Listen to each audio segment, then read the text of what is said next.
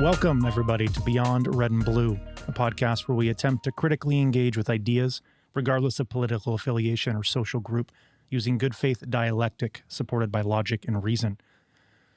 We want to depolarize the conversation. Polarization is rampant, and we want to address these issues head-on, free of fear, with the goal of unity. I'm one of your hosts, Beau Richards, and with me, as always, is my co-host, Dan Humphrey. Hey. Let's get started.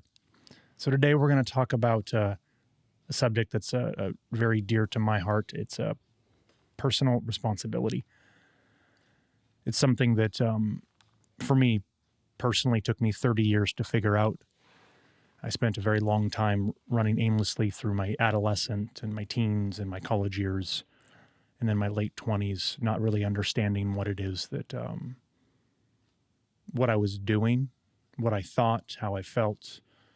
And then, So you're a pretty typical person then. Yeah. Oh, yeah. 100%. Yeah.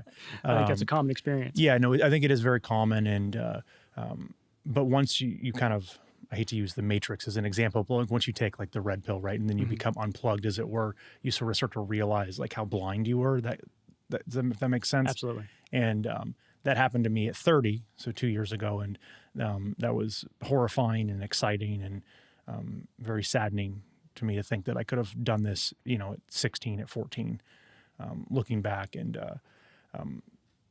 but yeah, so how I thought we'd start is maybe let's kind of define personal responsibility amongst ourselves. So we're each going to have different things that it means to us, and then just sort of take the conversation away, let the conversation kind of go from there. Do you want to hit it off first, or would you like me to? Go ahead. Okay. So a couple of things for me with personal responsibility. The biggest thing I think for me is suspending the ego and trying to do what I can to master the little things, whatever those things may be. I'm a big fan of Jordan Peterson, and he's actually how I came to understand all of this. I listened to him talk once, and it just blew my mind, and it was so simple, and everything I'd ever thought since I was about 6 just kind of clicked into place, because I've been kind of grappling with these ideas for a long time, and then all of a sudden someone said something and it just kind of meshed together. And but those little things, like nothing is too small for me to try and do well. And so I'm actually a very big proponent throughout the day of trying to gather all of the stuff that I do every day and then trying to do it better. So actually making my bed at a certain time and doing the best that I can when it comes to my exercises in the morning to get my body loose, what I eat and how I eat it, how much coffee I have, how I greet my girlfriend when she gets up, how I greet her when I come home from doing something, how I tell her I love her, the conversations I have, all those kinds of things, like how I do my work, the stuff that you're actually going to do every day. I try and make sure that I'm doing it as efficiently and as good as I can. And I take pride in that. And because I want that responsibility. I don't just want to fuck off through life. Right. And, this stuff's all boring because I do it every day and I don't really care. I just want to watch TV. I just want to have the beer when I get home. Like that isn't enough for me. I want to take the pride in knowing that I can do all of these small things. And as I started to do that, my life got drastically better. Drastically. I was way less stressed. I slept better. I actually lost a little bit of weight. My pants stopped fitting. They started to fall off. I started to get better at jujitsu. Like all of a sudden, at the time I was getting smashed by everyone, but I started to get smashed a little bit less harder. And then I started to escape a little bit. Yeah. And it was like a noticeable difference for me. Things like that. And so something that I always hear a lot, I hear this a lot from black belts, but even just, purple belts and above really, or blue belts might say this to white belts in jiu-jitsu, but you hear people say often, master the basics, right? That's a big tenet, especially with old school black belts, like old school, from the old lineages. They're like, master the basics. And I think that what I'm talking about is what they actually mean. They don't come out and say it. They try and say it the way that they say it. Like you'll always come back to the basics and you should be good at them. So you have a good foundation. But what I think that they actually mean is if you can get good at the things that you do every day, you will be very good at stuff. Right? If you can take the responsibility of that and not just run around and try everything and be kind of good at it, then you will be good. Like whatever your good is that you're looking for, you will achieve it at some point because you have the discipline to go through and actively figure out how to make all this stuff work. And so I've just been trying to do that. And like I said, most everything in my life has gotten drastically better in the last 2 years. And the other big thing I try and do is I try and take charge of the things in my life that are thrown at me instead of sitting back and waiting for the world to run me over. That's kind of the thing that I learned from doing all this, is that you have to be proactive. It takes work, right? No one actually likes to make their bed, probably because you have to get up and do it. Yeah. Right? Because if you don't get up and do it, then that means you're actually just still in bed, right? Because you get up and then leave your bed, and then you have to come back to it to make it. And that takes energy that you could be spent doing some other mindless task, like looking at Instagram. And so I suck it up and I go do it. And then it's like, well, I'm up, so I might as well, clean the toilet or do the dishes or do 10, 15 push-ups, right? Or whatever, make that phone call I don't want to make, set the doctor's appointment, grab the mail, all the small stuff. And then pretty soon it's all easy because I do it every day, and it isn't a chore anymore. It's just something that I do that's part of my routine. And now I can do a lot of push-ups, and I don't even think about making the bed anymore. It just gets made. And then that brings me to the last point. I'm not a victim ever.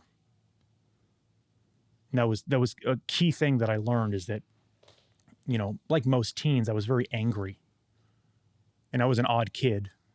And so I was even angrier because I was odd, and I never really quite understood how to articulate that. So I did that with what teens use, which was like rage, and you yell and you get angry and you rebel, and you blame everyone else for your problems. And then I did that into my 20s, and developed a small drinking problem and had depression that was undiagnosed for years, and I never really knew about and never dealt with until I understood what the heck was going on. And then it just got better on its own because I fixed the problems. And so that's the thing that I kind of realized too, is that it's not about being a victim or not a victim. It's just about taking the responsibility and not looking at life that way and moving forward, right? Because you can just be a victim and then you're just kind of stuck waiting for everyone to do stuff to you. There's no proactive goal there, right? And that isn't to say that people aren't victimized. Like, bad shit happens to people in the world all the time. And there are definitely victims.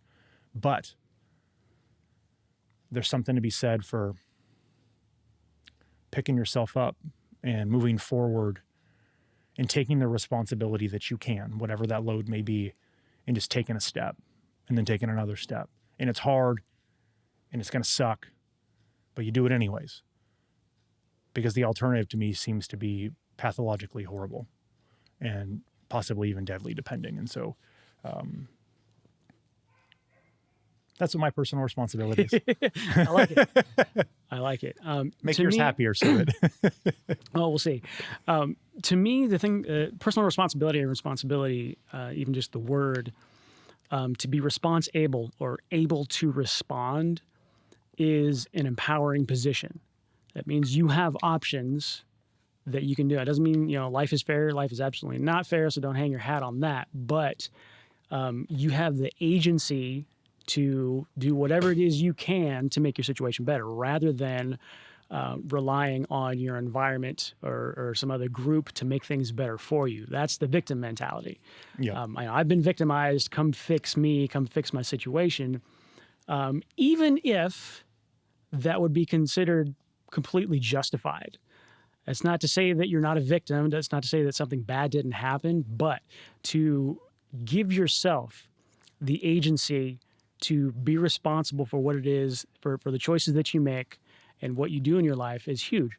And that looks like, as you mentioned, proactivity and self-discipline. Mm-hmm. So don't wait around, go make something happen, whatever it is, no matter how limited your resources or situation, do what you can and have the self-discipline to, do the small things consistently that will, ultimately help your self-esteem. Yes. You know that you're keeping the promises that you made to yourself. I'm going to make the bed every day this week or whatever. And you actually do that at the end of the week. You're like, hey, I did it. I kept the promise to myself. I wonder what else I can do. And it kind of snowballs from there. So yeah, personal responsibility is critical to give yourself the agency and ability to shape your life how you want it to be.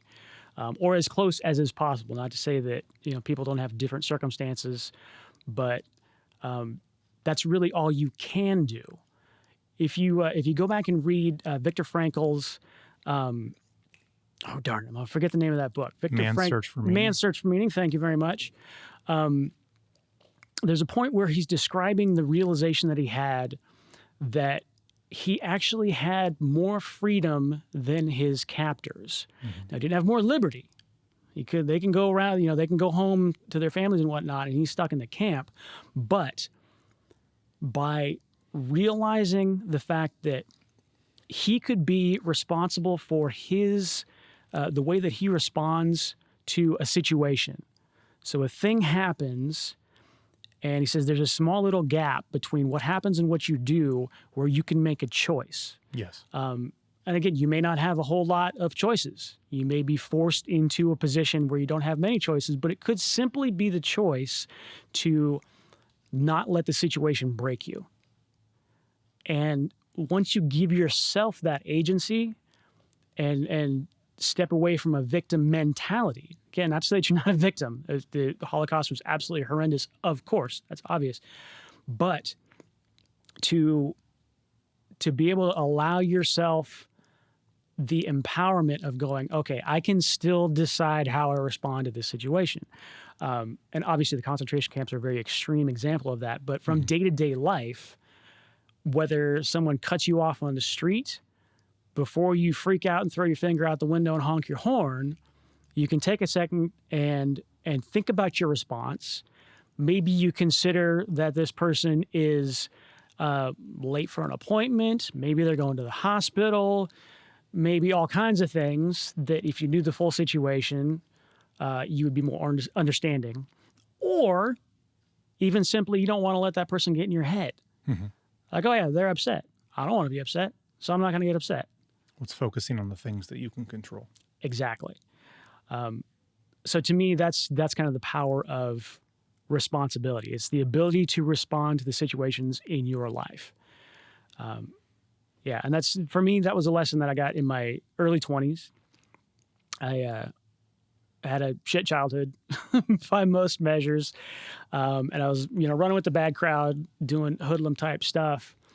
And when I forget exactly how old I was, 20-ish, something like that. I had a very serious betrayal by whom I thought was my best friend at the time. And that, I got really, really angry just at life and everything. And up until that point, I absolutely had the victim mentality. These are all the reasons why I'm pissed off and everything's against me and it's everybody else's fault and all that stuff. Which, not uncommon for young kids. But having that experience forced me to make changes in my life just because everything, I was so angry about everything. And so I started working out, just kind of get into that and realizing that the harder I worked at that, the more results I got. So I was like, oh, wow, this is interesting. If I actually work at this, I can see the results. And eventually some positive responses from other people, which is kind of nice. Yeah. And that kind of folded into learning the philosophy of being personally responsible, being empowered, trying to keep a positive outlook on life, and the way that can change your situation. Like for me, it was a 180 in my life's trajectory just because I was doing my best to drive my own boat. So yeah, I think that's a key to any human and their growth as a person.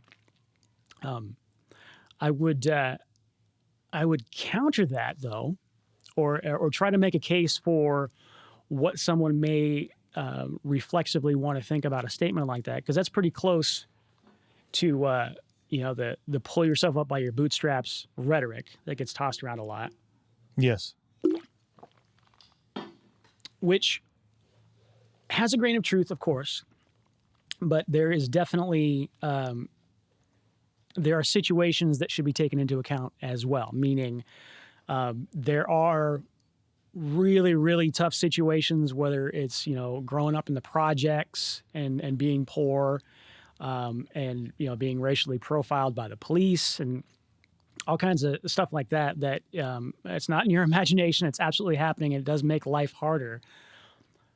But even so, like Viktor Frankl, you find the areas where you do have a choice and you make those choices in a way that will support you and your growth in the future versus something that either seems like it may be a benefit in the short term or it's just plain destructive because you're angry and that's going to feel good. So you're going to want to, hit the streets and riot and loot like is currently happening.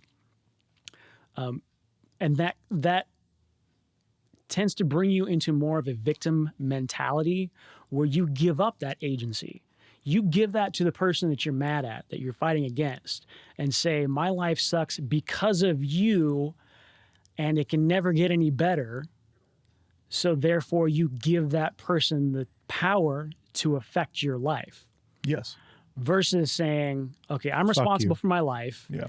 And I'm going to find a way that I can change the situation and work at it to make it better rather than just destroy the whole thing and, tear it all down.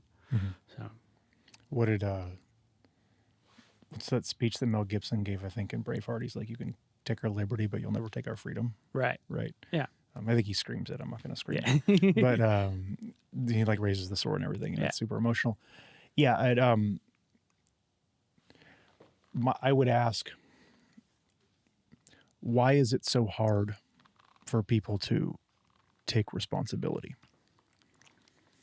It's because, in my opinion, it's easier to take a victim role because then you don't have to do as much work. And I would say in an evolutionary sense, that makes sense. If you go back 100,000 years where we evolved in such a state that calories were hard to come by and it took a lot of work to just keep yourself alive. Therefore, if there's a time, whether it's dark out or it's out of season for some reason, you want to rest. You want to conserve calories. Within our DNA, the quote unquote lazy gene is there for a reason. To be efficient with the energy that you're expending was critical. If you burn up all your energy and you can't find any food, then you starve to death. Obviously, that's a bad thing, and you are removed from the gene pool. So in a survival sense, being lazy has its place. So that's kind of tucked away in our DNA. Along with that, even thinking, like I think thinking takes up, they say like 30 to 35% of your calories. I might be pulling that out a little bit, but something along those lines. Basically, thinking and thinking deeply is calorically expensive, right? So that gives another reason for us to want to have simple explanations, not overthink things, keep it as easy as possible. Yeah. On the flip side, all of the progress that we've made from coming out of the trees, figuring out agriculture, figuring out livestock, figuring out communities, figuring out cities, Physics. figuring out telecommunications and science and medicine, all that. That comes from that deeper level thinking. It comes from going against those genetic urges to be efficient, AKA lazy. I think ultimately that's where that initial drive comes from.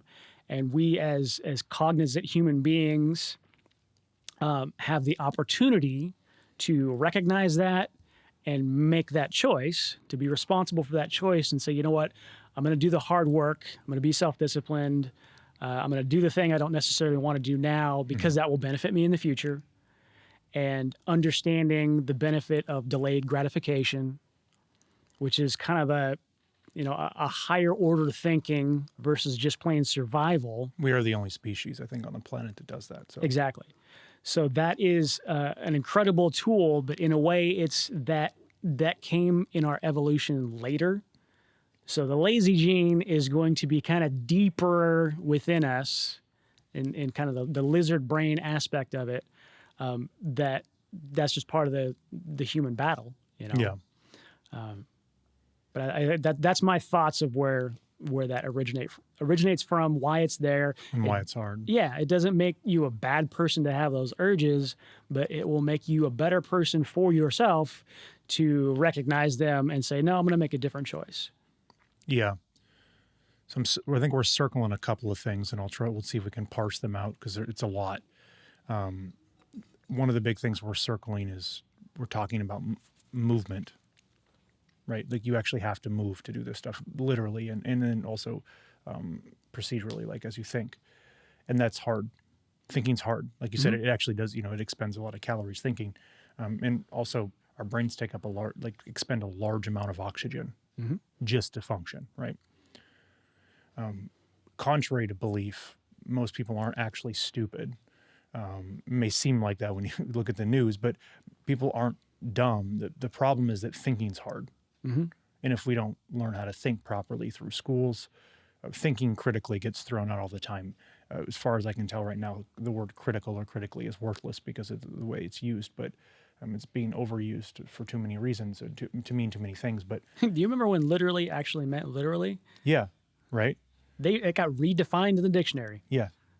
And so like it's hard to think, and it's hard to think well. You have to spend years upon years upon years upon years thinking.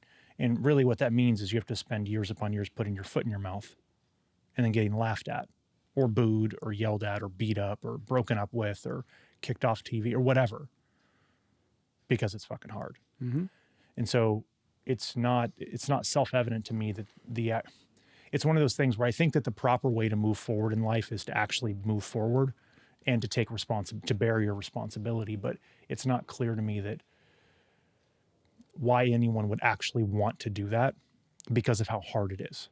Does that make sense? It's like, I understand the benefit of it because I do it, and I actually don't mind the burden of doing it. I derive great pleasure from that. And I'm not sure if that says more about me and my proclivities towards like doing difficult things and I like them, or it says more about the rest of society. But it seems to me that the default answer would be to do nothing, because if I can do nothing and then I still get social credit for it, I'm seen by people as a certain kind of a person, and people feel sorry. Let's say I take the victim narrative. I'm actually not doing anything. Everything is being done to me. And there's a big social outcry for that. And maybe there's reason for that, right? Maybe I actually have been victimized and I should have social support, and life is hard. But I'm not doing anything, and people are paying attention, and I have love and I get sympathy and all these things. Like, that's great. Because you want to be a part of a group. Right? You need to be part of the group. You actually need to be part of a group. I think that's it's really difficult for most people to like live solitary lives. Very few people can actively do that without going insane. We're social creatures. That's why going to the hole in prison. Solitary confinement. Solitary confinement. Thank you. That's why solitary confinement is such a torturous punishment. Yeah, because we are social beings. Right, and so in most things, we want to, and this is a core tenet of, say, jujitsu, you want to expend the least amount of energy to get the most out of it, right? So I want to use as little muscle and energy as possible to do whatever I'm trying to do to you. Right. Especially if you're bigger than me, because then it's just harder. So I don't want to waste energy, right? And it's kind of the same thing. It's like I want to expend the least amount of energy to get the most amount of social points. Right. And that fundamentally does make sense. The problem that you run into is a problem of meaning. Like, what does that mean for your life? Right. Like, not only are we social, we're also highly driven individuals who have to have a goal or an aim in life in order to, honestly, I think, to live. I don't think that people by and large, or maybe even anyone individually, there's probably somebody, but can actively live in the world without some sort of an aim. Whether that aim is simple, like, I need to pee today. Would it be closer to say thrive? Sure. Because you can make it through 60 or 80 years of an incredibly negative and victimized life that, to me, would be horrendous and really suck. but you lived, but you certainly didn't thrive. Yeah, I could concede to that. I would be curious to see how someone could go too long without like, what would be the reason to live would be the question I would ask, right? Survival instinct. Sure. And so there's an aim though for that. Like, what's the reason for that survival instinct? Like, what about life is good enough for that person to live? Like, does that make sense? It does. I would venture to say, in the evolutionary sense, the mandate, the genetic mandate, is essentially to survive long enough to pass on your genes, right? Sure. And that survival instinct within every living creature is about as base as you get. So regardless of what you think of your life, your genetics and your biology want to try and stay alive as long as possible. That's just that's a built-in feature. So that would be the default position, regardless of how miserable you are, unless you have like true clinical depression, then you want to at least stay alive. I think that would be the drive for that, is just the genetic survival instinct, even if your life sucks and you complain about it. And I've known people that was their existence. Yeah. But that's, well, and we're kind of teetering on the choice between surviving, say, to procreate, just to do that, roughly speaking, versus taking your own life. right. Right. But that's a choice that we can make as a species. And like I said, I'll concede that there's definitely going to be people who could easily, that's what they have. That's it. It's the base level of necessity to stay alive. For most people though, and maybe even these people too, like still having that aim is a reason to get up in the morning, right? Because think about it this way, that individual, let's say it's a guy. If they just stay at home all day, a woman's not just going to fall on his lap and then he's going to procreate like magically. Right. Right. Like he has to actually do something. Or if it's a woman, same thing. You have to actively do something. And so that base drive may be there, but they have to actively do stuff to attain it. And maybe life is horrible for them and they don't want to do anything. So it may be actually difficult to do. Right. And so not having that is hard. And I think that a lot of people, or most, I need it in order to move, right? And trying to find the best way to explain it moving forward. I kind of lost the train of thought as we were talking, but that drive to find a higher order meaning in life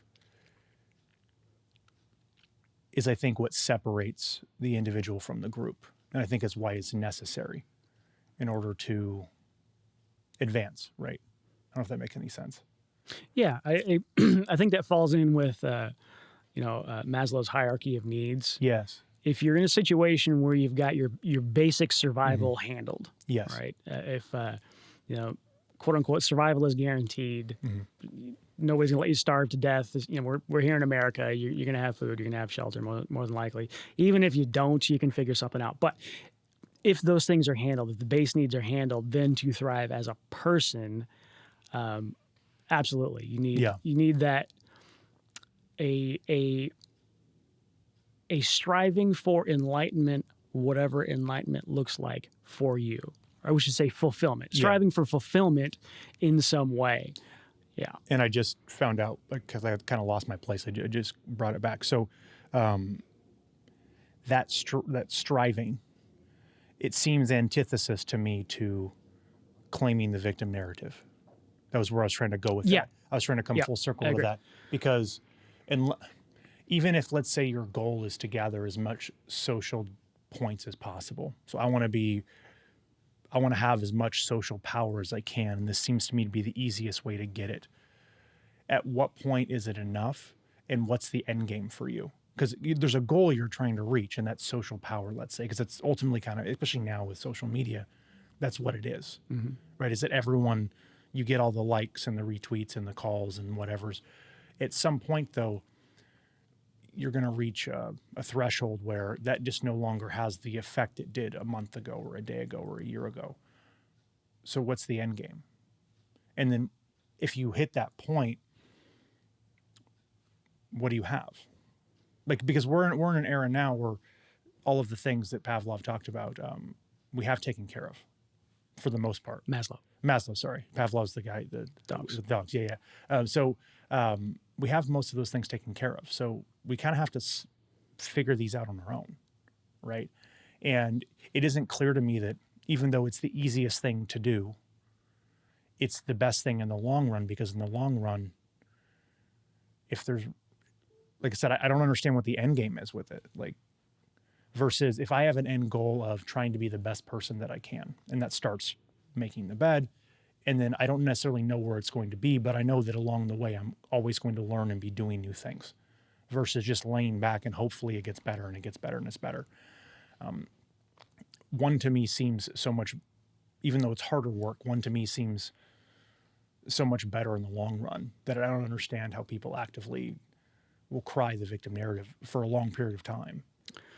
Like that's part of the problem that I have. I understand, like, bad things happen, you're like, this sucks. But I don't get using that for social power. I don't know if I'm being clear on that. Yeah, I think I understand. And I think the answer to that would be because it's rewarded. And if you're not consciously trying to utilize delayed gratification in your life, have the understanding that being disciplined about whatever it is will be better in the long run, even though it's harder now. Yes. It's very easy to do whatever works today. I can get on social and cry victim or point fingers and blame and get those social brownie points. And they're very real. You do get rewarded for that. You definitely get the dopamine hit, right? Right. So. And without thinking about the long-term effects of that, you're like, yay, this works. Let's do more of what works. So I think it's having the understanding of personal responsibility is not the default for people. You have to learn that. Yeah. And if you haven't learned that, then you're just going to do what works right now. And that's normal. You know, that, like I said, that's going to be instinctual to do the thing that is right for you now. And also, society is more than happy to cater to that, in the sense that it becomes profitable for other people that do understand delayed gratification to build businesses that make your life as absolutely convenient as possible. So if I make your life really, really easy so you don't have to do anything and you're going to give me money for it, yeah, then that's a win for me, and you're going to feel that it's a win for you. And in many ways it is. I mean, modern conveniences are great. Yes. But the driving force behind that is just going to feed you more. They're not going to tell you, okay, now you need to go out and do some work. They're going to say, buy this widget so you don't have to do that work. And that's where the profit lies. If it was profitable to get people to do their own work and be responsible and understand delayed gratification, then there would be some market force that addresses that as well. Sure. It's not something that has good or evil intentions. It just has profitable intentions. And as I said before, I think lower at a base level within our DNA is the lazy gene. Yeah. And if you can tap into that, that makes it easy. I don't have to think as much. Bang, let's do it. And there's money to be made from it. So two things. It sounds to me like a recipe for creating a bunch of Peter Pans, people who never grow up. And secondly, and with that, I think in partnership, is the creation of, I think what Carl Jung referred to as the devouring mother. The devouring mother, roughly speaking, is the overprotective or the overbearing mother who won't let her kid out of her sight, right? So you have like the good mother and the bad mother, good father and the good king and the bad king, what have you, In modern times, helicopter parenting. Correct, yeah. But on a much more psychological and a physical level, in that, if you go outside of my purview, something bad will happen. And then, well, the person, Peter Pan, gets victimized because the world sucks and there's a lot of problems in it, and then comes back and mother says, see, I told you, don't ever leave me and I'll keep you safe. And then you have, a market that's designed to cater to that, as you were just specifying. So let's make your life easier so you don't actually have to go out into the world and learn new things because we'll handle this. And then there's no reason to move because it sucks when you do and you have everything you need to stay still, right? Sure. That's terrifying to me. That is truly terrifying to me. And I often am grateful that even though I am a millennial, for whatever reason, and my mom was fairly strict with me and definitely very worried about me going outside and leaving her line of sight and staying out till past dark and all those kinds of things. But she allowed it nonetheless. And I think I was lucky in that her and my stepfather and my grandfather were all very much like, go eat dirt, go get hurt, be home by dinner. Much as it scared her, she was like, you need to go out into the world and like deal with shit on your own. Yeah. Maybe be with friends, don't do it alone, just to be more safe, but go do your thing. And it's such a, like the whole thing is such a foreign concept to me. I think partly because of that, because I grew up in an era where like I had to learn how to deal with actual things that actually occurred in the real world that were actually real. It's because we have it too easy right now.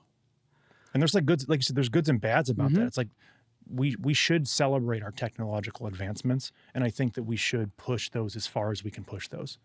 But at the point that they start to make our lives so easy that a lot of our natural biological gifts become obsolete, like the ability, the need to go and like look for things and work hard and like maybe till the ground or forage for your own food or get out of your own couch to go do something. Like there's like a delicate balance there where it's like at some point you got to get your hands dirty. Absolutely. Well, I forget who said it, but there's a saying that hard times make hard men make good times make soft men, and soft men make hard times. Yeah. So we have very soft times right now. This is the best time to be alive that has ever been in terms of your likelihood of surviving and raising a family and such. No matter how hard your life is, and that's not to say that it's easy, but 100 years ago, 1,000 years ago, it would have been much harder. So particularly with the current climate where we have not had an event like and maybe we're in the middle of one currently here in 2020, but up until this point, things like the Great Depression, things like World War I and II, that were really genuinely hard for everyone. Our hard time right now is people don't want to wear masks to help each other, and they have to stay inside, even though you can FaceTime and Zoom to do your work and things like that. Even this situation 100 years ago would have been so much worse. I'm sure it was in 1918. So relatively speaking, we have very soft times. Yes. And it makes it really easy to complain about silly stuff because in some way that's kind of in our nature to, want to change things or fix things. I don't like this. And if you don't have a proactive and positive outlook on that, then you're just going to want to tear it all down because you don't like it, because you don't know what real struggle is. And again, not to take away from actual racial struggles that are, still going on today. Sure. It's very real. But even for quote unquote racialized populations, for the Black community and the brown community, this is the best time to be alive. Ask any of your Black friends whether they want to be alive now or 100 years ago. Sure. That's a no-brainer. So it doesn't mean there isn't stuff that shouldn't be fixed, but I think it's a byproduct of just having soft times, which in and of itself is a win, but it doesn't force us Sure.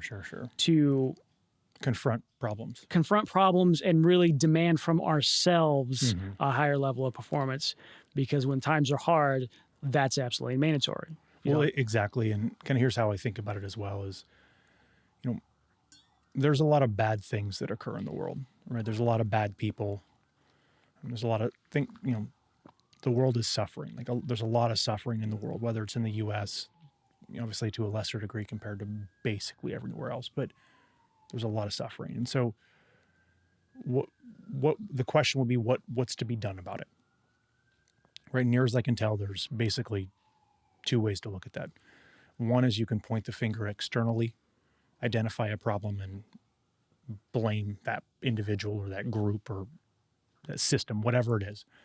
Or you can look inward and kind of identify the things that you are doing that either are causing the problem, if that be the case, or if not, just identify the things that you could be doing that would make your life better to start. Right. And then, so you're essentially dealing with the things that you can control. And there's like an individualistic notion to that I find very important to personal responsibility. And I mean, I guess it's kind of in the title of personal, but we are social. We have to be in groups. And I think we need to be to make it through the world, and we want to have families and have spouses and have friends and things. But we have to be able to step outside of those groups, right?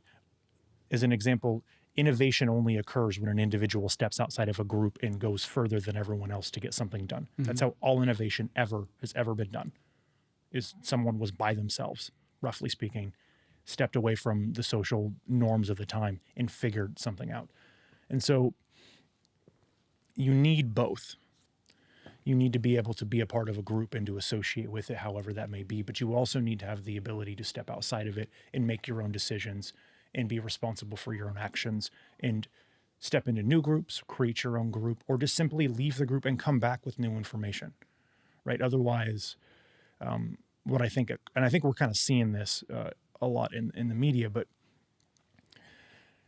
if, roughly speaking, a group is full of people who all know the same information, there's going to be a little bit of variance there, but you associate yourself with the group because you understand what's the core part of the group. Mm-hmm. Whether you're a group based on race or religion or your love for a certain subject, right? You know what that is. The problem with a group is that if you don't allow anyone new in, or you don't allow someone to leave and be an individual and come back, you never learn any new information.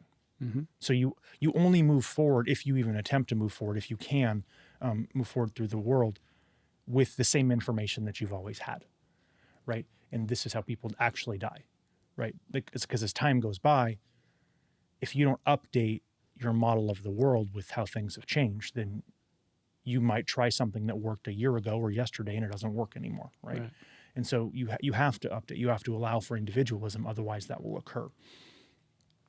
And so, I see that with the narrative that we have, that victim style narrative. And there's more to it than just that, but I see this echo chamber. I think it's the term that people like to use, where only the ideas that they approve of are put in. Anything that tries to get put in with it is rejected. Mm-hmm. Fundamentally, in part because it's an individual idea, and it has to be group, not individual. So it's a problem. But as a result, everything revolves around itself and nothing new comes in. And so it gets parasitic over time, which is partly, I think, why we see polarization right now. Right? Oh, big time. Yeah. Because that's very polar and toxic just in and of itself, irregardless of what's going on anywhere else. But when you have that, when anyone tries to talk or become a part of it and they get rejected, they're going to respond with an even larger reaction, right? So you push me, I push you harder. You push me really hard, I punch you. You punch me, I kick you, right? It escalates. Yeah. And so what you see is a rise in what is, what is essentially collectivism or tribalism, right? Across the political spectrum. Mm-hmm. And which obviously is not good. It doesn't even matter where you align politically. It's just a problem. tribalism, I think we evolved from that a few thousand years ago, and I can't understand why like everything right now is boiled down to your politics and your race and your gender orientation and your sexual identity. I would argue that we did not evolve beyond that at all. We figured out how to make cities and stuff, but we definitely did not evolve away from tribalism. One of the first things I think of with that, and it's absolutely correct in my view that that's what's going on. And again, back to genetically in our DNA, as hunter-gatherers, having a tribal mentality was important, where you stick with your group and some other group may have nefarious intentions, so you stick with your group and make sure you keep, essentially your family and your tribe safe. So that part is just kind of built into us and is still there for sure. Now, having gone through, maybe still going through the information revolution, the internet, the irony of that is where normally in a tribal situation, like you said, you're only going to have so much information that is within the tribe, and you're not going to learn a whole lot else because that's all the information that's available to you if you are sticking with your tribe. Now we have the world of information literally in your pocket, but what has been an ironic result, I won't say intended or unintended, but the ironic result of effectively finding your own echo chambers, meaning the search engines that drive what it is that we see, and same with the social networks, have evolved to the point, and it's an evolution because all the intent for the driving forces behind this, meaning Google and Facebook and Twitter and these platforms that we interact with, is to keep you involved. Their model just requires you to hang out on the platform as long as you possibly can. Then we can show you more ads, we can make more money. So that's their incentive. And what we've discovered is people like to see things and read things that they agree with. And we can, the programmers can create the algorithms such that they are self-generating echo chambers. If you like this, well, you're probably going to like this, and you're probably going to like this. And because we live in a time now where there is so much information available, it's very easy to 24/7, every day of the year, absorb information that you already agree with because there is so much of it. And I think, and this is something that I haven't heard many people talk about, but I think there is a sense of everyone, meaning when you think about your social group and say, well, everyone I know thinks Donald Trump sucks or whatever. Everyone thinks X. We all have this agreement. In order to get that belief in your mind, it doesn't take that many people. No. So it's the understanding of what actually is everyone, we'll say at a country level, 330 million or whatever the actual population is, versus coming from a place of Dunbar's number, meaning that, roughly 150 people that you can kind of keep track of and actually know. As you get close to that, if you are interacting with 50 people in your group that all say the same thing, you're going to think, everybody thinks this way. That's just how everybody thinks. No, that's just 50 people. That's not that many at all. But it's going to feel instinctually like everyone. Right. So that's going to tighten up the tribes. No matter how ridiculous we believe in flat Earth, you will absolutely find enough people that agree with everything you say, and it will feel like everyone feels that way because you can saturate yourself every second of every day with that same information. The new challenge that we have as a society is to proactively seek out information that we don't necessarily agree with, or find information that we simply didn't know existed, and to take that upon ourselves to try to expand our knowledge base versus just taking what is fed to us by the mechanisms that profit by showing you stuff you already like. And not only showing you stuff that you already like, but as it turns out, showing you stuff that pisses you off. Yeah. That's what generates the most engagement. Again, it's not, I don't believe it was with nefarious intent on the part of, Google and Twitter, but they basically just ran testing. They tried a little bit of everything, and it turns out what works, what keeps people engaged, what keeps them on their platforms, what get more eyeballs on their advertising is showing you things that piss you off. Mm-hmm.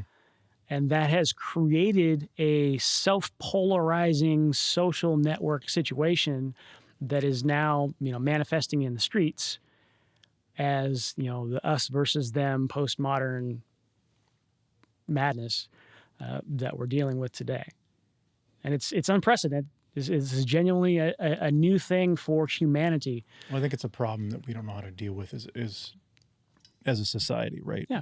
It's novel. It's like a novel coronavirus. It's a novel information virus. Well, yeah, the technical revolution that we have gone through is so absurd, so quickly that, like, no one knows the rules of it, and, as you were kind of describing, like, what people need to do, that's what that's the other thing that personal responsibility is for me. Like, I feel obligated as an individual to look at things that I don't agree with, to get different points of view. Mm-hmm.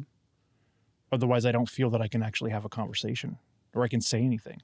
And I mean that seriously, because if I only ever read the things that I personally like and believe in all the time, I'll never learn, first off, if there's other things that I might believe in, but I never learn opposing points of view. Like, I may just be wrong. Like, straight up, I could just be wrong, right? I grew up in a conservative town, so maybe the conservative values that I grew up with, and I'm not really that conservative, but maybe those values that I grew up with are just wrong. And if I don't ever look at other points of view, I will never figure that out. Right. And it's like, that seems to me to be a disservice, not only to other people, but also to who I am as an individual. And for myself, I actually can feel the disharmony within myself when I don't do that. Like, I get anxious. I feel stressed. I there's like a disharmony that goes on in my bones when I start to realize that I'm not spending enough time actively trying to seek out new information. I don't know a better way to describe that. It's probably a similar feeling to what most people feel when someone disagrees with them and they feel righteously angry about it. Mm-hmm. Like, let's say you're pro-life and you have a conversation with someone who's pro-choice and you get like viscerally angry and you have like an anxiety attack because how dare they? Mm-hmm. It's similar to that response, right? Where it's like, I feel like I need to learn more. Like, I feel, I have to do it because otherwise I'm not growing as a person. And it took me, like I said, it took me 30 years to figure that out. I went through all of college parroting ideas that I had heard that sounded good, or, depending on, the year I was in, what grade I was in college, or how much I drank, ideas that were provocative, right? Because that's the time to parrot provocative ideas and foment social revolution and all that. And so, but, you parrot an idea and then someone gets angry and you're like, oh, this is a good idea. Because clearly it's a good one to piss someone off. Like, I'm just going to do this just to piss you off because I don't care, but wasn't really aware of the disharmony that would go along with saying things that I don't actually believe until I got much older. And now it's one of those things where it's every time it occurs, like there's a dysregulation in my body where I'll say something and or I'll think something or I'll listen to something too much. And I'm like, I need to get another point on this. Mm-hmm. I need to see if there's another angle with which to break this idea down because I'm getting too much of this same thing, right? It can't be that good because, if you hear an idea enough and it resonates and then you hear it over and over and over again, it becomes the best idea. It's like, how could anyone not believe this? Mm-hmm. And once I get to that point, it's like, well, there's obviously something wrong with it because if the question is, how could everyone not believe this and everyone doesn't believe it? then either I'm really smart and everyone's really dumb, or there's something wrong with the idea, right? Right. Because otherwise people would just believe in the idea, you know, because it's a good idea. Yeah. And that with most ideas, that actually isn't the case. And so it's trying to find the nuance of why the idea is wrong and you know, why it's right too, or what are the benefits of it. And as I learned all of this, as I started to learn this, I very quickly realized that that's bad. To do that is bad, apparently, socially. I think it's a good thing to do. I think it's one of the things that our society is actively missing, but it, for whatever reason, and I mean that's also why we started this podcast, right? Is to have these discussions. But it's interesting to me that having these kinds of discussions is bad. And you know, I pull that back to the individual versus like the group, and that victim mentality thought of not doing anything, right? The victim mentality and the group, they seem synonymous to me. A lot of or synonymous isn't the right word. They map onto each other because in both situations you don't do very much, and the ideas you have aren't new. In both situations, you can do something, get a result, and it's generally the expected result. And if it's not, then the whole group dissolves. But you don't really learn anything new and move forward. Right. And so you need the individual to do that. Hey everyone, apologies for the interruption. We had to take a break to change the batteries in our recorder. Okay, let's get back to the podcast. Okay, and we're back. All right, sweet. I forget exactly what we were talking about. We were talking about... I was probably railing against collectivism. This seems like the most likely thing. Because I fundamentally disagree with forms of collectivism and lack of individualism. Yeah, well, for me, I think you need both in order to excel as an individual and have the best environment to do so. There needs to be a collective effort for your community or society. But neither can be too constrained. That's the problem. Exactly. That I see is that you need both, essentially. Yeah, and so as part of this is actually why I think that people should take personal responsibility and start with themselves. And so I'll tie these two together. When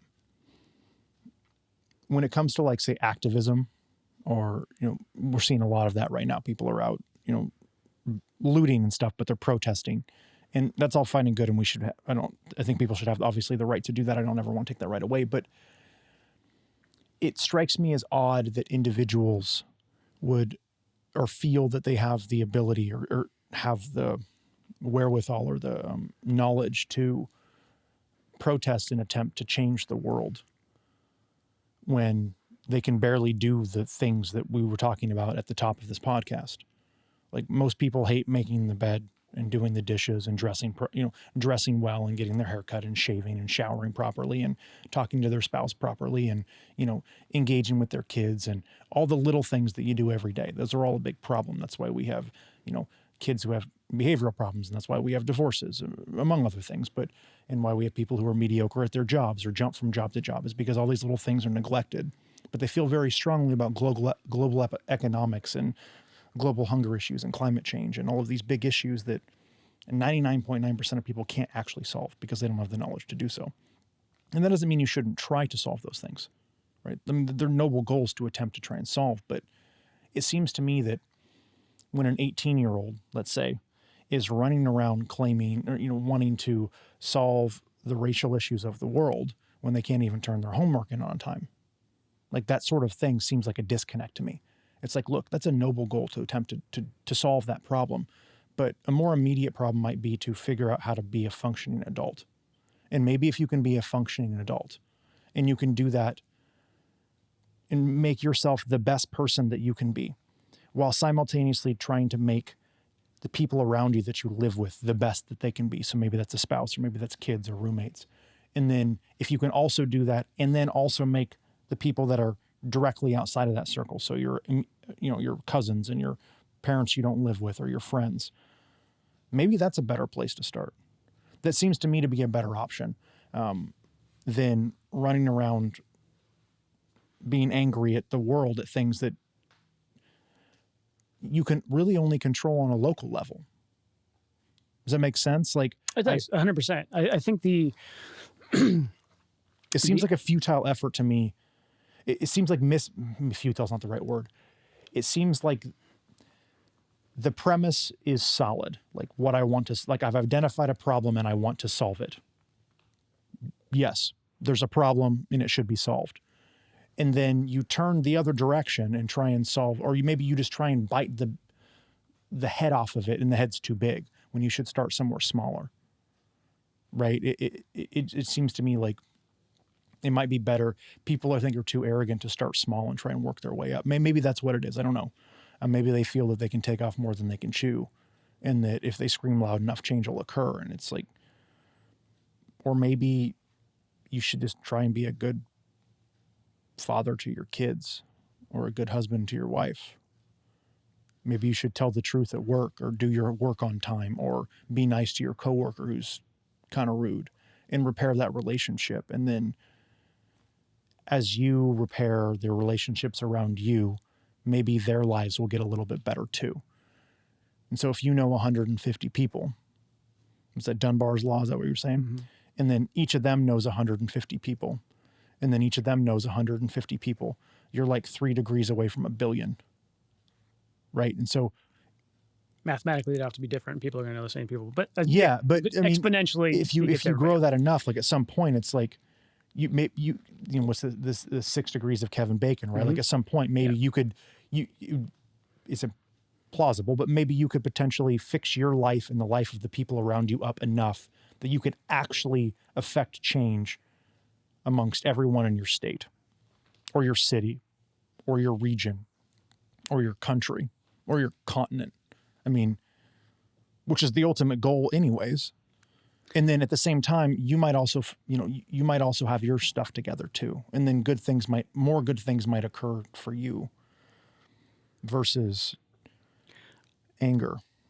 And I don't think they necessarily need to be mutually exclusive. I definitely agree with, starting at home, starting with yourself, be the best person that you can be. And I think you can work towards a greater cause and work to make a difference in that way as well. I think what is an easy trap to slide into is tall poppy syndrome, meaning if one person is doing well, the easiest thing to do to feel better about yourself is to drag them down. Mm-hmm. Like there's 2 ways to have the tallest building in town. You either build the tallest building or you burn all the rest of them down, so yours is now the tallest building in town. And in many ways, that's just going to be easier. Mm-hmm. And there's a potentially a sense of cognitive dissonance there as well that allows you to feel good about yourself by tearing other people down. Yes. It's the train wreck syndrome. It's why things like Jersey Shore was popular. Basically, you can watch a show like that and say, well, at least I'm not that fucked up. And you feel better about yourself. So if there is something else to blame, regardless of whether or not it's true, it will feel like you're doing good. You're not to blame. They are to blame. They are the problem. I am the good person. Mm-hmm. In whatever context. Regardless of whether or not that's true, it's an unempowered and a victim type of mentality that is ineffective for real substantial change, in my opinion. Yeah, it's interesting. I've tried to figure this out for 2 years now, and I don't understand it. Even when people all listen to podcasts or whatever, where people will try and explain like why it's good, and it just doesn't, for whatever reason, it doesn't resonate. Maybe I'm just stubborn and an ass. I don't know. Like maybe that's why it is. I don't know, but it seems to me to be the lazier way to handle the situation. Oh yeah, 100%. It also seems shallow to me. Like I don't understand. Like it doesn't resonate. It's like I derive a lot from, at the end of the day, knowing that I've put in good work, not necessarily that I worked really hard and like, therefore it is good. It's that the work that I did was hard and it was good because I did something the way I needed to do it, not just for the sake of working hard, but because it was necessary and I did a good job. And versus, yeah, we're going to talk more about this over the next few, over the podcast, because I grapple with it so hard. Like it goes over my head. It's like, I don't know why you would want to do that. I think, and I don't want this to sound like arrogant or anything like that, but I think you're in the personal growth enlightenment phase, meaning if you've been making significant changes in your life for the past couple of years, it is astounding and eye-opening Yeah. and like, holy crap. And how come everybody else doesn't get this? Yeah. Right? First, I would say, what would your 18-year-old self think about any of these topics? Sure. Probably differently. Therefore, without exposure to and proper mental digestion of that type of, we'll call it personal growth material, the natural human defaults are what we see. Yeah. So how could they think that way? Well, it's because they don't or won't understand some of these concepts, because they are counterintuitive, because they require hard work. So it's not obvious. It's something that you need to learn. And I think culturally, we used to learn these principles just by the nature of survival, because life was hard. You had to, yeah. Yeah. If you're growing up on a farm, you're going to have to work hard. And that's just how, you can't even think of any other way. And the benefits that you gain from that, you kind of consider that the default. How could anybody else be so lazy to think differently? Yeah. So it's what you're exposed to. That's probably it then, because my 18-year-old self was very rebellious and such. But when I grew up, my grandfather in particular was very big on making me do manual labor. Like, I was always working at their house, getting paid, $2 an hour in the late 90s. And, or whatever, maybe he'd give me $10 to go buy, to go to an arcade or something. But it was always, you need to work hard. Like, that's how you get somewhere in life, is that, you don't fluff off. You don't do a shit job either. Like, you work hard and you do a good job. Otherwise, I'm not going to pay you. Yeah. And maybe that's what it is that was instilled in me in such a young age. Even though, I grew up in the 90s and the 2000s, like, I have all the technological advances that a millennial has. So, like, I've had comparatively a fairly easy life compared to, our parents and grandparents, of course, like anyone else my age. But that hard work, I think, that was instilled at such a young age, maybe that's why it's hard for me to contemplate, is that even at 18, even though I was lazier than I am now, and, angrier, it was never, I've never ever felt that, like, the world was against me and woe is me. Like, and there's all these people that are the problem and it's not me. I've always felt that, like, yeah, life is hard and I'm, an interesting, and I've always been very weird. And so, like, that was hard, as a teenager, when you're an odd guy, you get a lot of shit for that. Yeah. You get a lot of shit for that, and you learn really quickly, like in college, like, how to be social, because you kind of have to if you want to have friends. But, so there was that, but it was never like, oh my gosh, like, woe is me. Like, the world is so terrible. Like, I can't handle this. It's like, well, I got to work hard.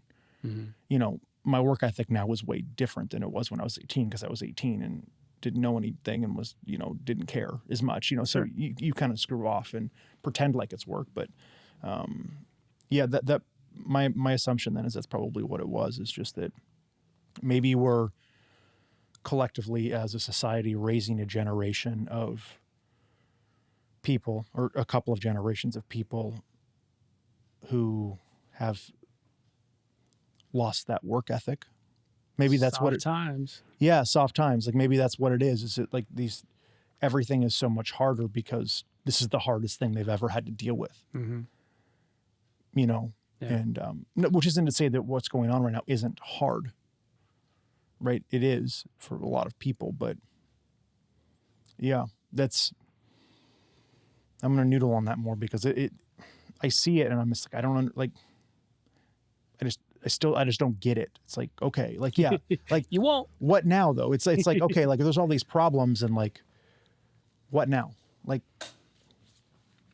how do you move forward? Like, it's a big part of the problem that I have with, you know, a lot of the current narrative is it's like, okay, you've pointed out a problem and I disagree with the actual problem, the overarching problem, but you've pointed it out and that's the problem. We need to dismantle patriarchy or whatever we're talking, or whiteness or whatever we're talking about. Okay. So that means 5 things. So it depends on what you mean by that, but you've identified the problem. Now what? How do we solve the problem outside of like actual revolution, which apparently is not what anyone means, but they actually mean that. Outside of it, what do you do? Like, That's the thing. It's not outside of it. Tear it all down. yeah. And so, but you'll never actually hear anyone with any kind of legitimate power say that they want to actually tear it down, because to admit that people want to tear down the entirety of the structure of the society, I mean, that would create a literal revolution. And so you do hear it, but until the day that Joe Biden stands up after he wins an election, if he does, and says, we're going to tear down the system, like, or someone with similar levels of social power.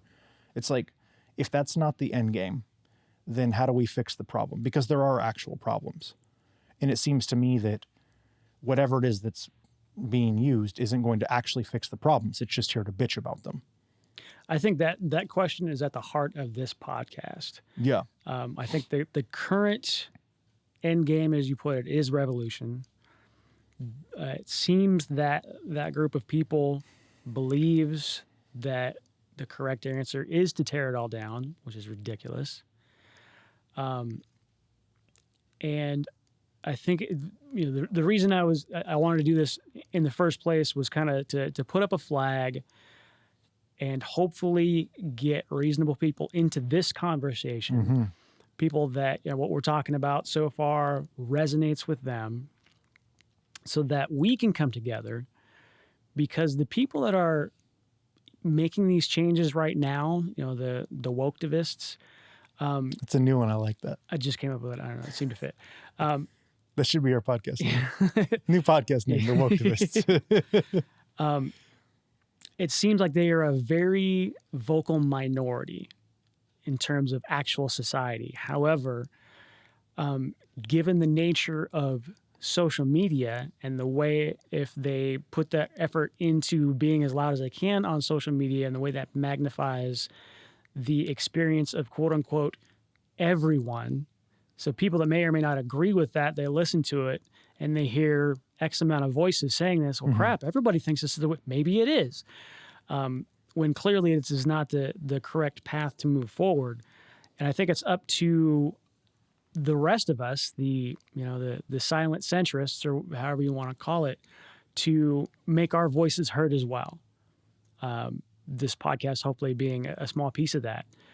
But to have the reasonable conversations, to acknowledge that, yes, there are actual problems that need to be addressed. Systemic racism is a thing, but just because you're white does not automatically mean you are racist. That's nonsense, and we're not going to redefine words. Words have meaning. But equal opportunity is still not the case for a lot of people in our country. Sure. So how can we fix that? What is the best way forward to actually fix that? Not to tear everything down because we're mad, but to fix the situation.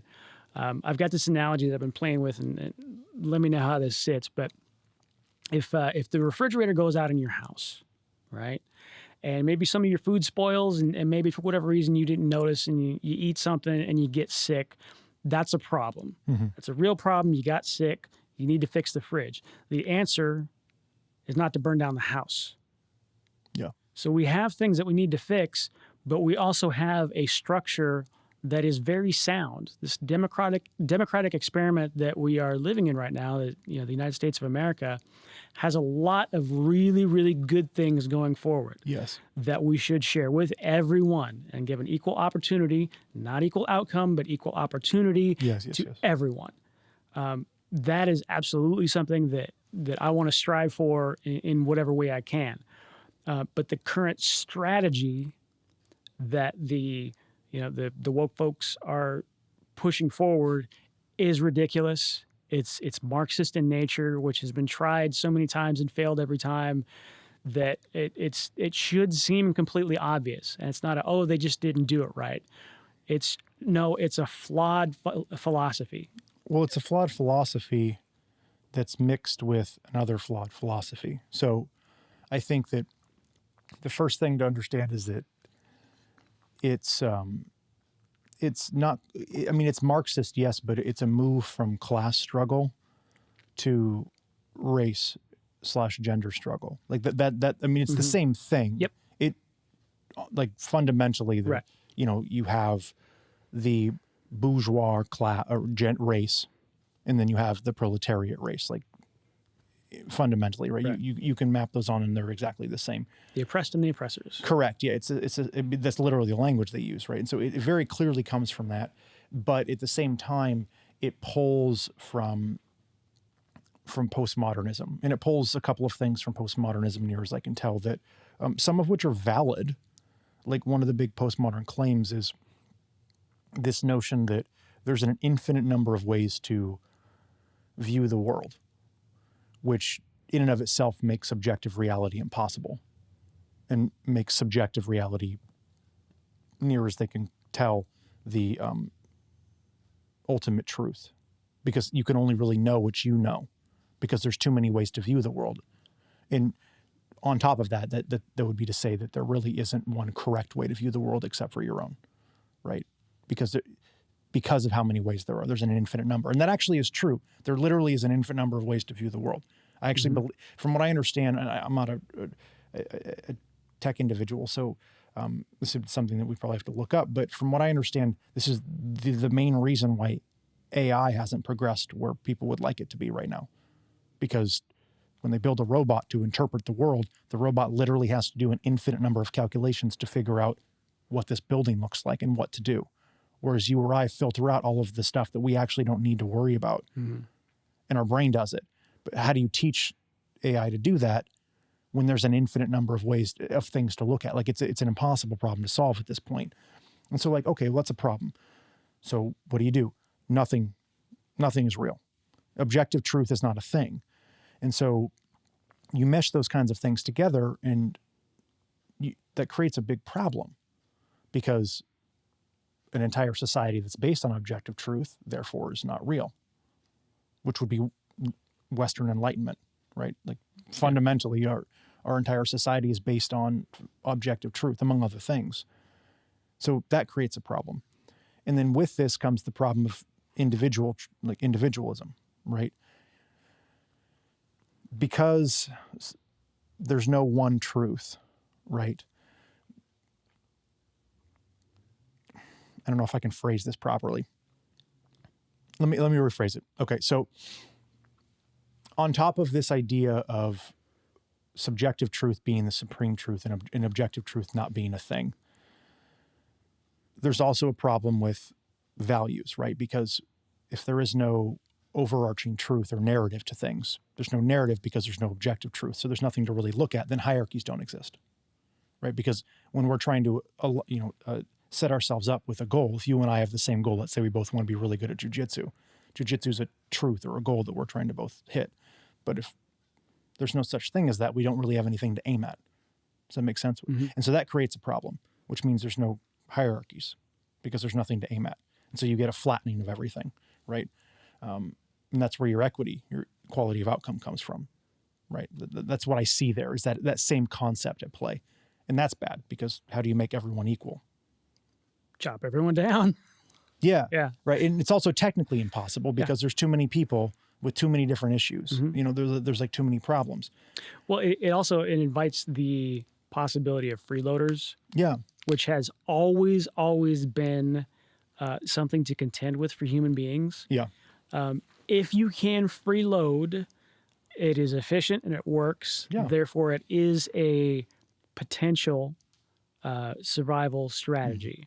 However, because you live in a group and the cost to the group is so great, the group then needs to create the dynamics to not allow that to thrive.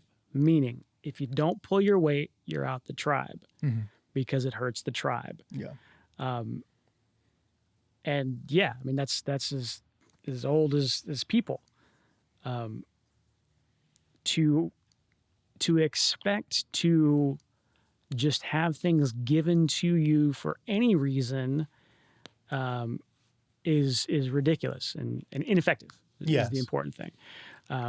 So with that, you have this collective, like this equaling of everybody, right? And which naturally would eliminate the individual from the group, right? So you have a group only, and you have a group, which then creates groupthink, which if you take it far enough would create an echo chamber of things that are somehow true, but they can't be objectively true, but it's the only thing that's true. So that's something that seems to me to be a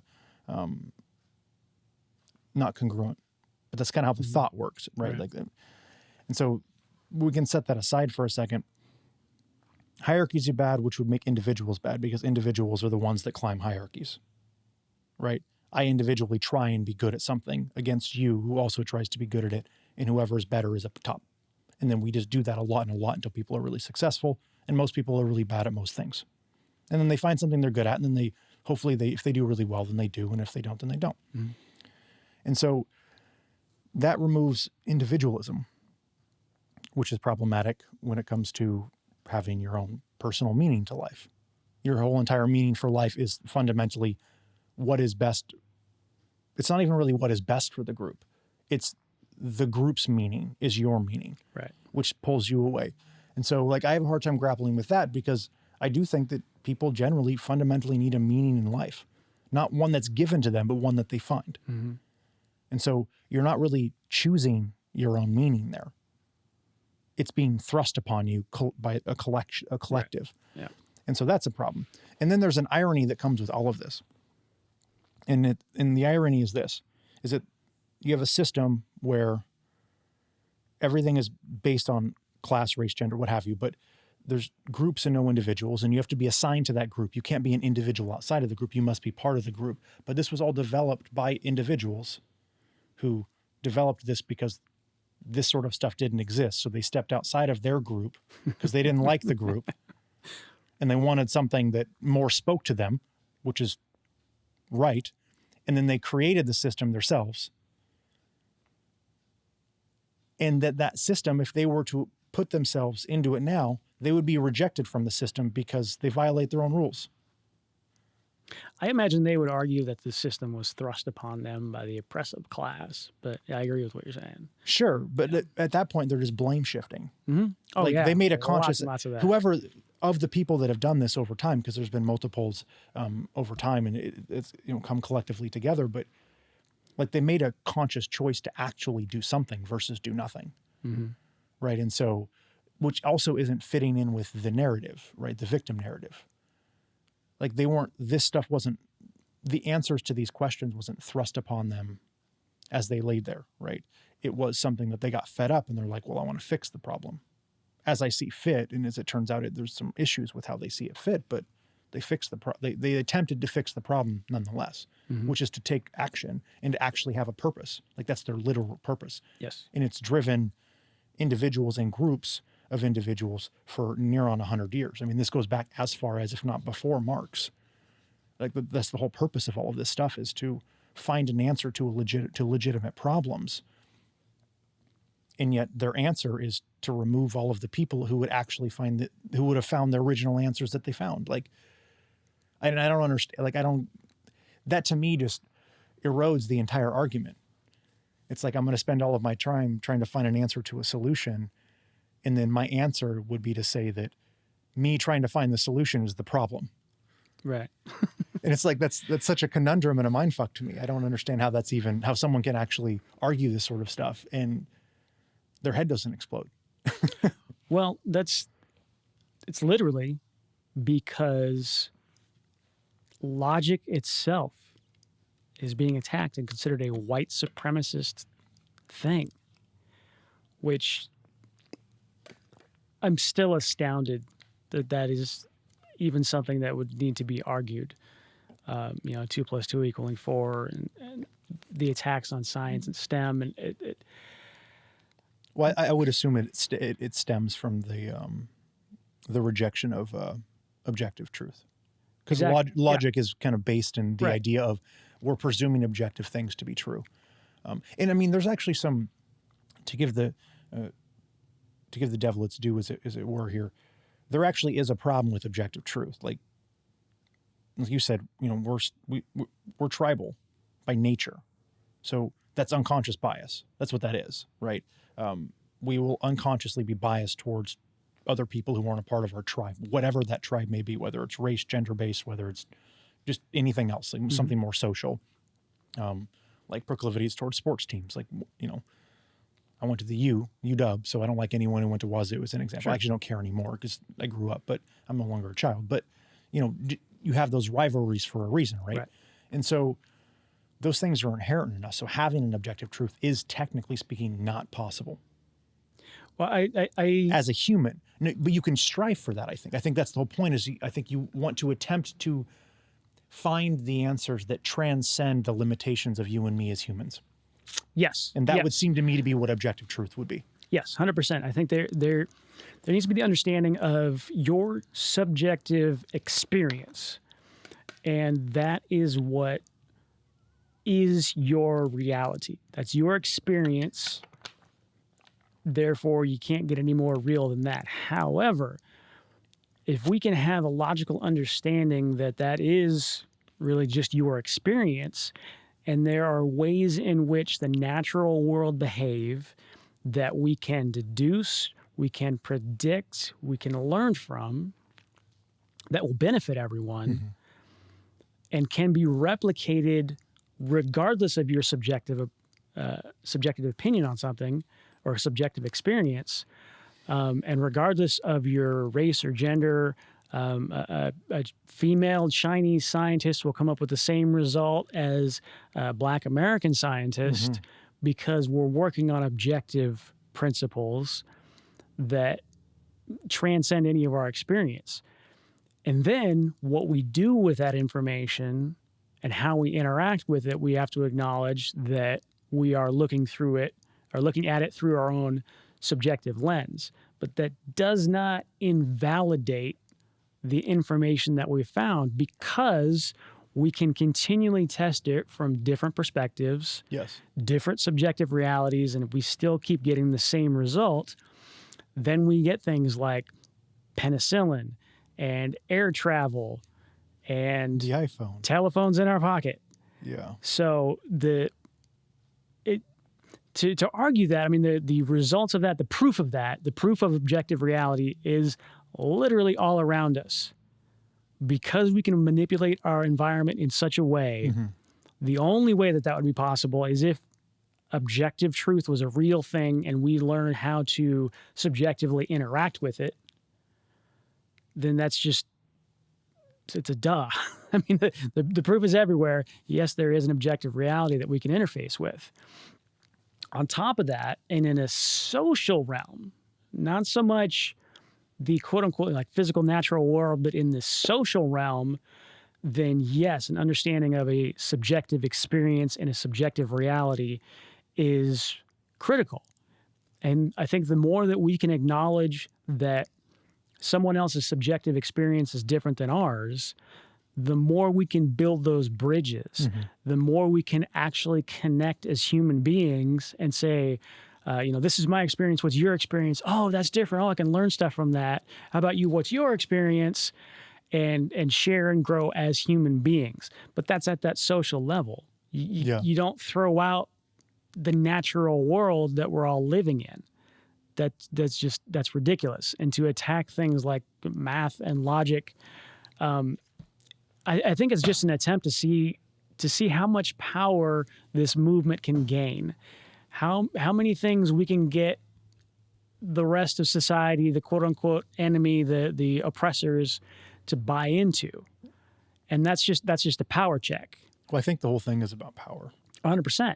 That seems to be the fundamental end game is It is by description. I mean, Yeah. Marx himself basically broke the world into Well, yeah. a power struggle. And like, if the end game is to, let's say, dismantle Western systems, let's say Western Enlightenment, I mean, naturally it would take a good amount of power to do that. And then you would have to build something in its place. I do find this interesting, though. You want to, not you, of course, but somebody wants to dismantle a system while also seemingly retaining all of the good things that came from the system. Right. They want to burn down the house. But keep the iPhone. Yeah. And it's like, I don't think you get both. Like, I don't understand how the burning down is the problem I have, because it's like, okay, look, there are a lot of bad things that occur and the system is not perfect. I've never heard anyone say that Western civilization is the perfect civilization. The claim, if there is one, is that it's the best civilization so far, which honestly is a pretty low bar. Yeah. Because civilizations for thousands of years have been fucking terrible. Dude, I bet if you took everyone in the woke movement and just had them travel to 3 different spots in the world, maybe Ecuador, maybe Nigeria, and Siberia. Go to some hard places and realize how good we've got it. Yes. Go to the areas in the Democratic Republic of the Congo where warlords are running shit. Because that's what happens when you don't have police to handle things and a structured society. You get warlords and gangs. You get what happened in Kenosha, Wisconsin this weekend or last week when that 17-year-old shot some people. Yeah. Now, regardless of whether he intentionally went there to kill people or he was defending himself, because from what I understand, there's differing opinions based on the information they've released. I find that irrelevant to what we're about to say here. It's that he went there to protect, near as I can tell, he went there to protect the structures that were there and to help the police. Because from what I understand, the police were told to stand down and they were reduced in number. So we have a situation where there's literally 17-year-old vigilantes going around thinking that they need to help because there's a dearth of individuals who are paid to help. And it's like, yeah, what else do you think is going to happen? Now, I'm not suggesting that I don't think that what he did, whether it was self-defense or not, is warranted. I don't want to see people shot. I don't want to see people killed. I don't think that's good at all. I have no problem with gun rights. I think people should have guns, but I don't think that we should run around shooting each other. That doesn't solve any problems. However, if we have a society where we're reducing the number of police in areas and crime goes up, you're going to have people who are going to take guns and they're going to go to those places to defend their country from people who would try and destroy it. Absolutely. Or even, I mean, it more at a personal level, just to defend their family. Exactly. And it's like you don't worry about country anymore. It's like, now it's a survival question. Yeah, it's a survival, exactly, of you, if the you people drive around somebody to threatening their survival, everything narrows. Yeah. They're not worried about the country anymore.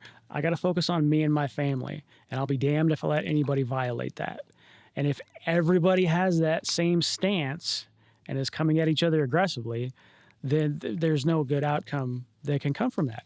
I think this kid in Wisconsin, he was an overeager wannabe cop that thought he was doing the right thing, had decent intentions, but got way in over his head. Which is what everyone's doing right now, is they think Exactly. they have good intentions and they're getting in over their head, and that doesn't excuse it.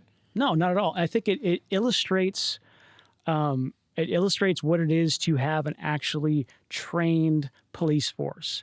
Now, I don't think they're trained as well as they should be, but they are still trained to handle situations. And when you're not trained, then we see what happens. People absolutely lose their shit and people die. Or you were talking about warlords. I mean, I forget his name, but the guy who ran CHOP literally referred to himself as a warlord. Yeah. Like, he actually said those words in an interview. I read them and I actually heard him do it. I think he vocalized it.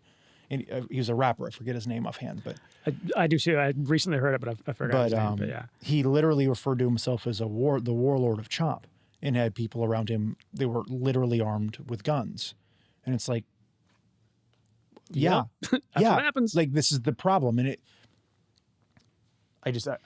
you need a balance of them. You need to have a balance, and that's what the police force is for, right? So here's the thing, man. I think most of what we're saying is pretty darn obvious. Which is sad that we have to say it. Right. So hopefully, and I'm gonna put this out to the listeners.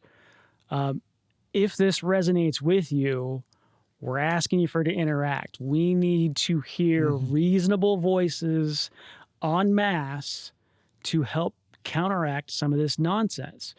I think part of it, again, the technology of communication and social media being so new, we don't know how to deal with it yet. Yeah. And these echo chambers and the results therein are such a novel situation that we haven't found the solution for it yet. Yeah. Like there's a high likelihood we'll look back on this, if we survive it, in 20, 30 years and say, man, you remember when social media first got started? That was crazy. There is, and again, to go back to, kind of an evolutionary lens, the words that someone says, just the words, they say account for about 7% of the communication. It's how they're said, right? It's how they're said. It's the body language. It's being in the physical presence of a person. That's how our minds have evolved to absorb a communication with another human being. When you strip all that away to 280 characters and some emojis, so much of that is lost that we lose the safeguards that keep us from saying the rude shit we wouldn't say in person lest we get our ass kicked. Yeah. And that reflex is important to keeping the communication. Like that evolved for a reason. If you say something that, offends my honor or whatever, not that it's always been perfect, but there is that reflex to defend yourself. You can't just go spouting all this hate into the ether and think that's okay. Although technically you can now, but we are seeing the results. It does not make for a good societal communication. And we haven't figured it out yet. Then, maybe long form podcasts like this will be a part of the answer or help lead to the answer to get the conversations going that eventually find the answer. But ultimately, I really hope conversations like this will get the quote unquote reasonable folks to start speaking up. I think there is a large group of people, myself included up until recently, that just didn't want to mess with any of it because it's so ridiculous. Yeah. I don't agree with either side. There are grains of truth on both sides, but I'm not trying to get into a shouting match with anybody. I've got better things to do. And I think a lot of people feel the same way. So hopefully we can bring some of those people into the fold to have these reasonable conversations and find a way to straighten some of this out. Yeah, and I would say too, like, for the individuals listening, I personally want to hear from individuals who disagree. Absolutely. That's actually, and I would even extend this to people who are starting to realize that they're not reasonable, right? Not just reasonable people. I want to hear from people who are starting to realize that, hey, maybe I'm not the most reasonable person, but I'm willing to try. I think that thought is very reasonable. It's the try part. But that thought is reasonable, and therefore that would define them as a reasonable person. But maybe there's someone who believes something so passionately and they have a really hard time listening to a counterpoint, but they're like, maybe I'll shut up and listen for a second, or maybe I'll give my point and explain why, and I'll listen to yours. I'll hate it and I'll be angry, but I'll listen to it and I'll try and take it in. I'm fine with that, because what I want to hear is other people's subjective takes on things. Because like you said, we can learn from that. I may not agree with them. They may just be completely wrong. Maybe the person has an idea and it's actually just a bad idea. Most of my ideas are also bad because most people's ideas are bad because it's hard to have good ideas. Right. And so it's like, you got to suspend that for a second and say, hey, I just want to solve the damn problem. Like, I don't really care how we do it. Right. In the sense that if it's not my idea, that's fine with me. What I want it to be is the idea that is going to get us all through it collectively. Right. I think I'll close maybe we should I'll have an example before we close. This seems like a good time to kind of throw this example in and or this thought, this idea. So a lot of how I like to look at the world, I found this to be very beneficial is I think of playing an iteration of games like over time, right? So you actually can play games, whether it's basketball or hockey or baseball or whatever, and then you can engage when you're kids in different games. Play with building blocks, and then like we're engaging in a dialogue right now or a dialectic, which is technically a game. We go back and forth, and there's rules to that game, and depending on how we define them, and maybe we have different rules, so it's good for us to sit down beforehand, which you and I actually did, and go over the rules to the game. And there's ways to cheat in games, and there's ways to be unpleasant in games, and there's ways to play, and all those kinds of things. And so you need individuals to play in those games, and then you need to play as a team. Like that's a requirement in order to have a good game. Now, the iteration of games is important because some people like to play a game where they just want to play to win. So that person is really good when you play one game or 2 games or 5 games, but it's really bad if you want to play 1,000 games. Because after the 5th game, if you only play to win, you're more likely to bend all the rules, be selfish, be an asshole, and then no one wants to play with you anymore. Put this in a dating perspective, this would be, what's his face? Ryan Gosling from that, what's the movie called with Steve Carell too? He's a player. He likes to sleep with women and never call them again. That's someone who's bad at that game in the long run. Right. He's very successful in the short term. He's good at the actual, whatever the game is to pick up a girl. But at the end, the long run, which would be to settle down, maybe start a family, he's really bad with it until he meets Emma Stone and cheats him out, takes his heart away. Right. And then there's people who are good at playing games over time. So maybe they share the ball a little bit more, or they lift their team up. They get good enough so that people can rely on them to do well and win the game, but they don't take over the game themselves unless it's needed. They like to pass the ball around, let everyone else do it. Maybe they take a back seat. You could actually see this example in The Bad News Bears, the movie. Towards the end of all the movies that have been done, the head coach always has the best player catch all the balls. Right, he plays like center field, but he fields the shortstop, the ball at shortstop, and he throws it to first. And then he runs and tags the guy out at second. He runs to left field and catches the ball, and everyone else gets pissed off, and they don't want to play anymore. Because the coach will do anything he can to win, and then no one else wants to play. Right. And then he concedes, and he's like, okay, well, let's play as a team, and then they win. Right? That's an example of what I'm talking about. And it seems to me that those of us who are attempting to be reasonable want to just be the team and play. And maybe one of us is better at it than others. Maybe some of us are pretty bad at it, whatever. And then what we're actually up against is somebody who not only owns the ball, but doesn't want to play by the rules, is just attempting to win as many times as they possibly can. And if they feel like it, they're just going to take the ball and leave. Mm-hmm. And that's a problem. That's a huge problem. I would say to go against the exact opposite of that, I would like this podcast to be an invitation to people who are willing to prioritize truth over a win, meaning bring your ideas, be willing to, defend them in a dialectic from your point of view, and also be willing to absorb the information from the other side to compare those things together to see which makes sense versus I'm just here to win a debate and try to dunk on you. Yeah. That's counterproductive. I think the purpose of this podcast is to seek that truth. And if anybody is willing to engage in what is actually a safe space in this podcast to speak your views, whatever they are, we are committed to never attacking a person, although we may attack the idea. Oh, we're going to attack the ideas. Exactly. That's the whole point, right? And that's from a standpoint of banging on an idea to stress test it. It'll either pass or fail a stress test, and you're going to want to know either way. I am absolutely willing to change my mind on any of my stances if I am given sufficient evidence. Yes. I am way more interested in truth than a win.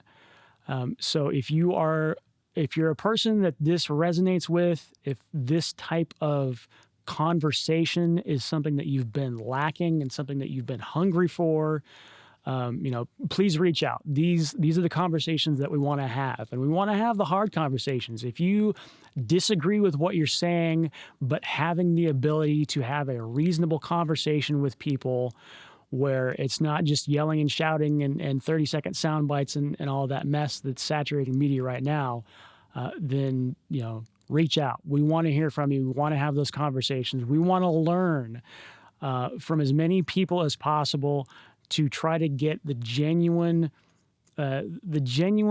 feelings of people and their opinions, their subjective realities, to therefore figure out what will work best for everyone as a whole. It's not going to work best for every single person in every single situation. Of course, that's just not possible. But as the whole, how do we all get together and make this as good as it can be? And I think ultimately, the goal of America is to support its citizens in such a way that they have the opportunity to seek their own individual expressions and freedoms in whatever way they see fit. There are going to be ways that we need to come together as a society in order to make that happen. We need to maintain the roads and the stoplights. We need to have fire departments, and yes, we need to have police. And I would also argue we need to have health care. These are the basic things that give you the best opportunity to live your best life. To me, that is what America is about. And there are absolutely places that we are falling short in that. I would like to address that, find ideas to help fix it. But we need to do it in a unified manner, because if we're just blaming everybody else and giving them the trial by water, if she floats, she's a witch, that is only going to separate everybody and ultimately has a genuine possibility of leading to a civil war, which doesn't help anything. So, yeah, consider this. If this resonates with you, this is your invitation. Reach out, and we'd like to talk. Sweet. I think we'll just call it there. Sound good? Very good. All right. Thank you for the time, Dan. Yep. Thanks for listening, everybody. Bye.